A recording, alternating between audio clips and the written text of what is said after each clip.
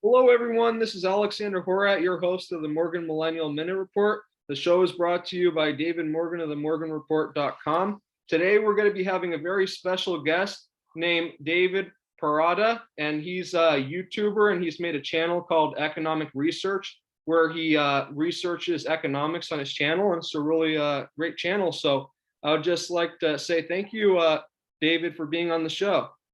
Yeah, thank you, Alex. Thank you for having me. It's great. Great to be Yeah, here.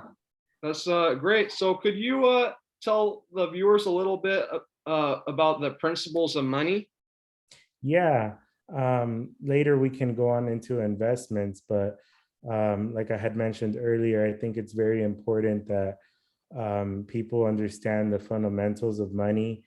And before jumping into investments, it's really critical to understand the history, monetary history, starting, if you could go all the way back to the 1900s, there's been certain events that took place. Um, and the one I would refer to most recently that most people are aware of is 1971, when Nixon took the gold standard off the dollar. And ever since then, we've had a lot of money created or currency created, and the real money, which is gold and silver, has been taken out of the system. So I think it's very important to do some research on that. I always like to tell people not to just believe everything you hear. Don't believe what I say. Don't believe what other YouTubers say. Like really just take everything with a grain of salt and just do your research, do your due diligence, because it makes investing a lot easier.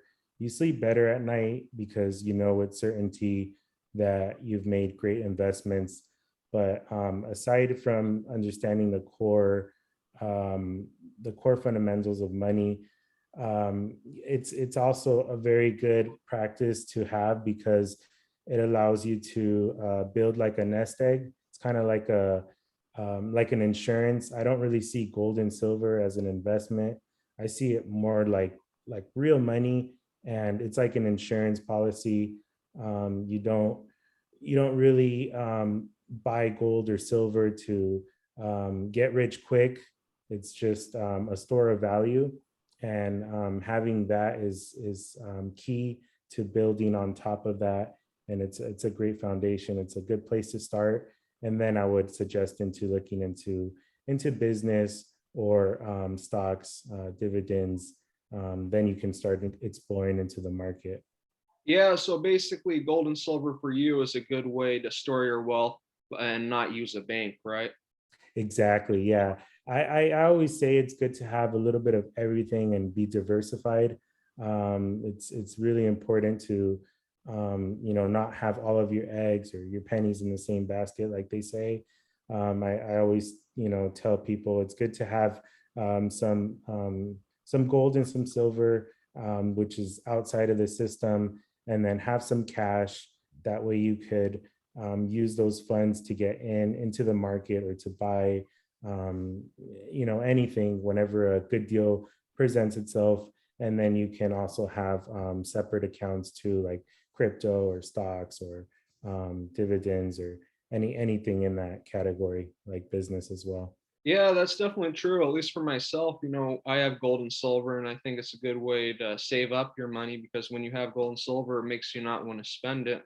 So, Exactly. Yeah. yeah. So could you tell the viewers a little bit about some investments that you've been successful in? Yeah, well, I'm 29. I started out working when I was around 17, 16, and I started with a 9 to 5. Um, but I started looking into business and entrepreneurship at an early age. I was around 21 when I started purchasing some cars. I had 2 cars that I first started out with, and I would take one to work, and the other one was like a weekend vehicle. So then I started putting it on Turo, and it started generating some cash flow, and that kind of just sparked the light for me. It allowed me to dig deeper into other investments, which is when I started getting into business. I started my construction company when I was 24. And since then, I partnered with another person. It's been 2 years now, and started another company.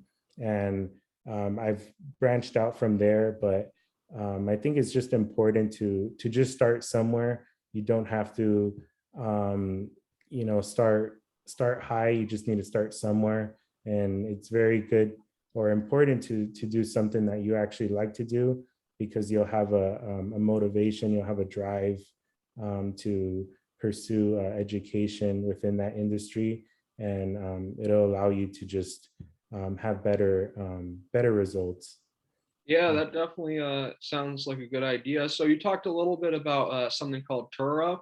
Could you tell the viewers a little bit more about it and how other millennials can do the same thing? Yeah. Turo is it's very simple, it's easy, and aside from generating cash flow, Turo is a great platform to build relationships.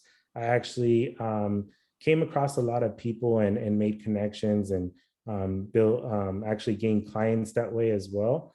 And it's overall just a great platform for networking, for earning cash flow, and at the same time you're paying off an asset. A lot of people say that your car isn't an asset, and it's true in most cases, because everyone usually consumes or uses their car on a daily basis.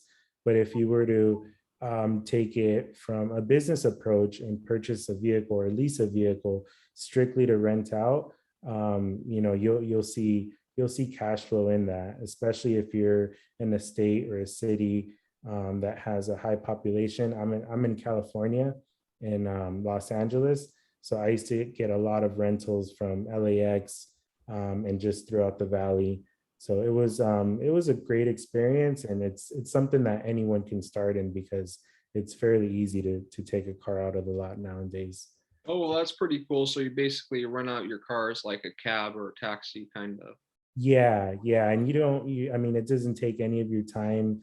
I like to look for businesses or investments that can generate money on themselves. So it's pretty neat to just meet someone, snap some photos of the driver's license, insurance, give them a quick tour of the car, talk to them, and hand off the keys. And sometimes you don't see it for till the next day or next week, or I've had some rentals that even lasted up to a month.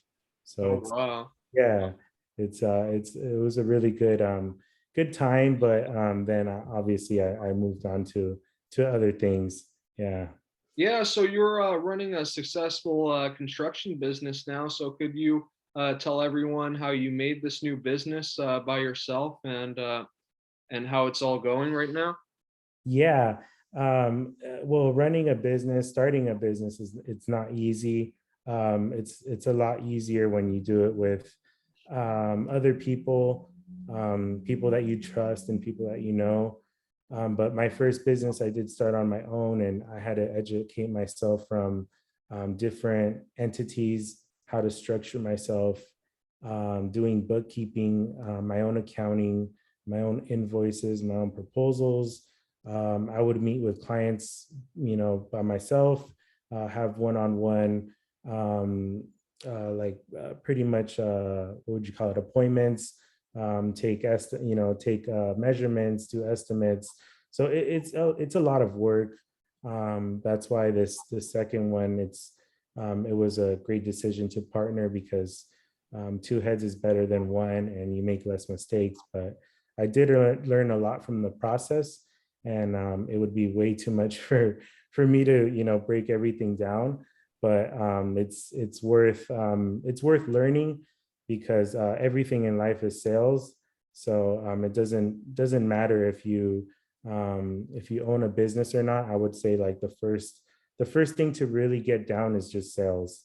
You have to learn how to do sales to succeed in life and in a business environment. And that's probably, I would say, like the most important thing out of the business. Everything else you can just hire out. You can hire a CPA, you can hire an assistant, but having a good salesperson on your team or just you being great at sales. That's what business is all about, in my opinion. Yeah, that's definitely true there. So what were some ways that you increased your sales? Just being honest with clients.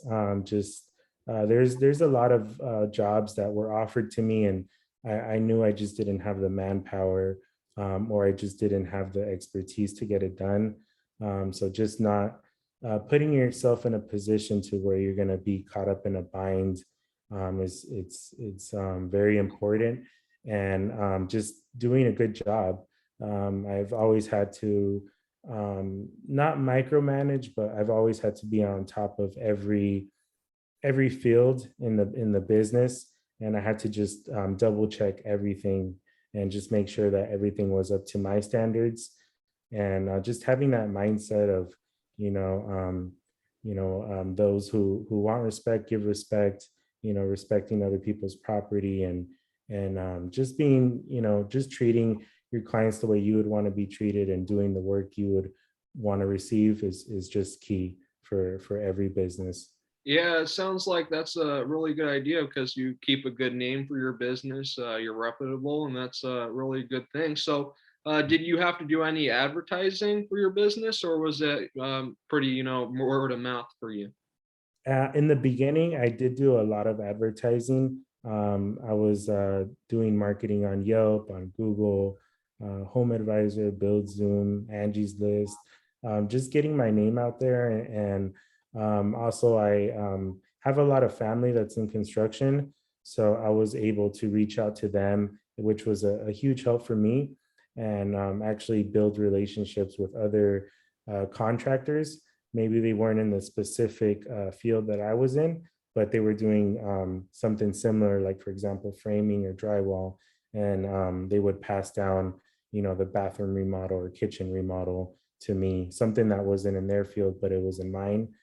So just having those close relationships, and just being open to building more relationships um, with like an honest heart, and just, just doing good work is pretty much key right there. Yeah, so you seem like you used a lot of free advertising, with the internet and stuff. Did you use any physical advertising like billboards or signs? No, I didn't get to that part. I was just, I mean, I was able to get just enough work for the crew that I have, just, through word of mouth, and, Yelp advertising, and all the other platforms that I used.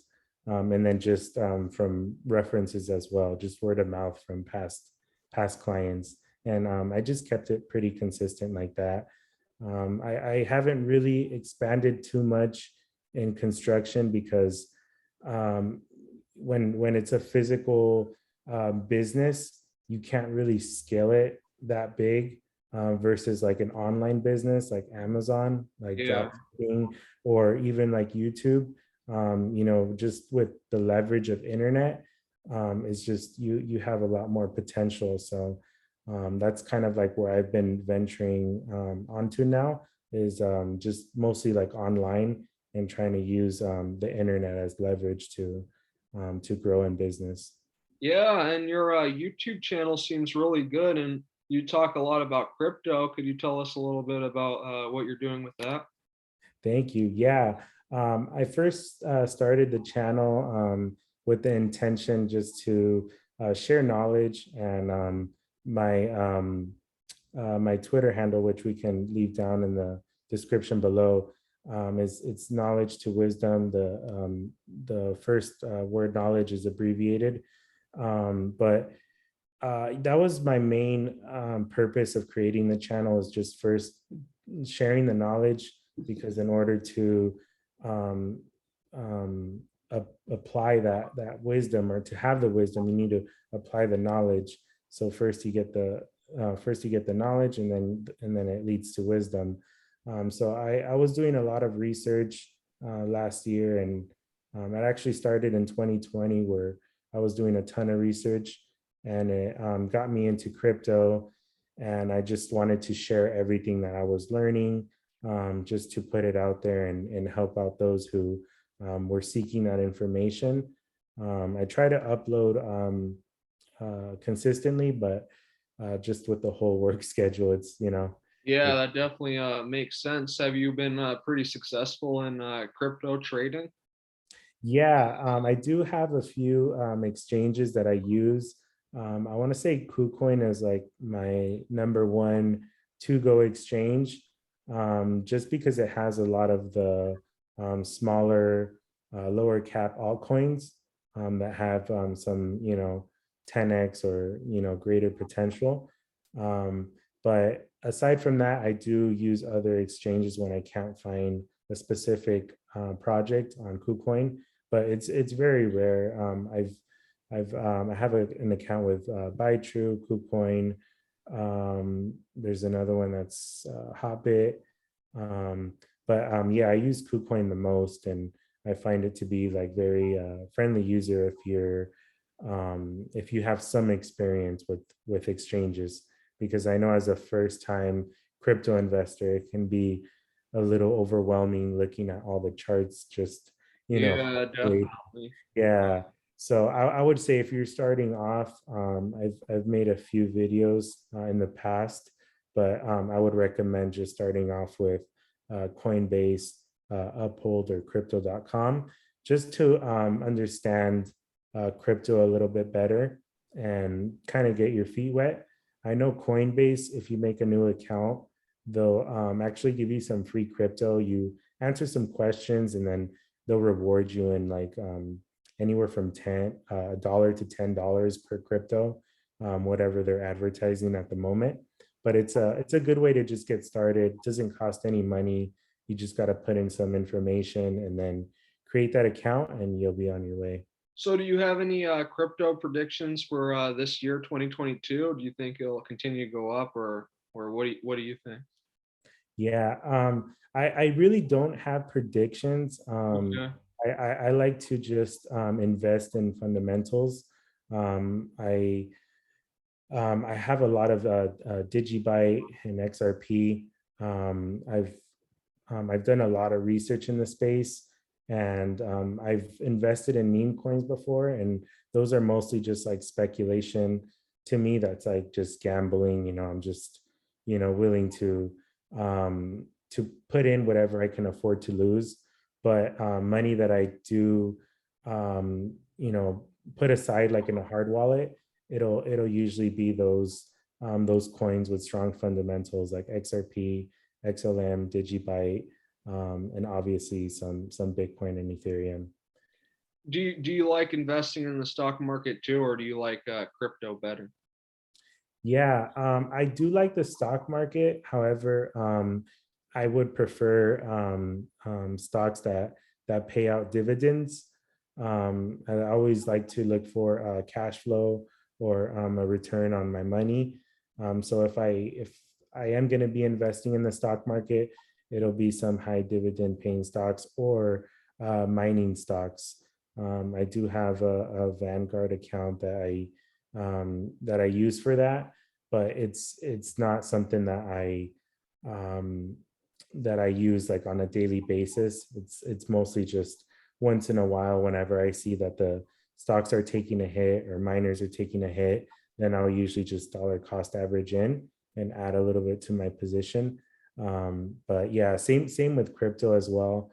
When I first started, I was watching it like day to day, but then as time passed by, I started just investing or putting money in whenever the market pulls back, and obviously just putting in whatever you can afford to lose, especially if it's meme stocks. You never want to just put all your eggs in the same basket, because it could backfire.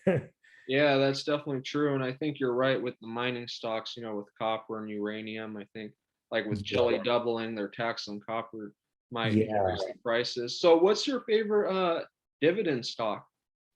My favorite, I don't have a favorite. I have some AT&T, and I have a REIT that pays out. But I don't really have like one specific stock that like I put all my money into. I kind of try to spread them out. Same with the miners. I have some in Fortuna Silver. I have Uranium Energy Corp. I think there's like about 8 or 9 of them that I have. I'm pretty sure there's some that are more, but just off the top of my head, I can't really remember. I usually log into that account like once a month or so. My crypto account I log into more often, but not so much the stocks. Yeah, and I can definitely understand why you like dividends, because it actually, gives you money when you invest in a stock that doesn't have dividends. You're not getting any money back, or unless you sell it, right? So Yeah. definitely a big factor. So I wanted to share the screen to show everybody your YouTube channel here. And if you'd like to tell everybody a little bit more about your channel, that would be great. Yeah, yeah, it's economic research. I first started out with crypto, doing a lot of crypto. But like I said, I think it's really important to understand what money is.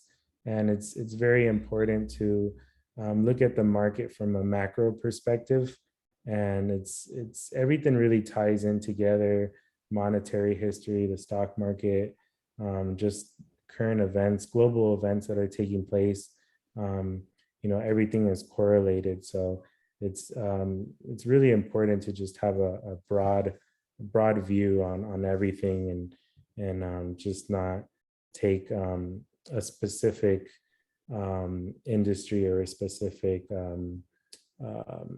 income to heart. It's always good to just be diversified, in my opinion. That's what's worked for me.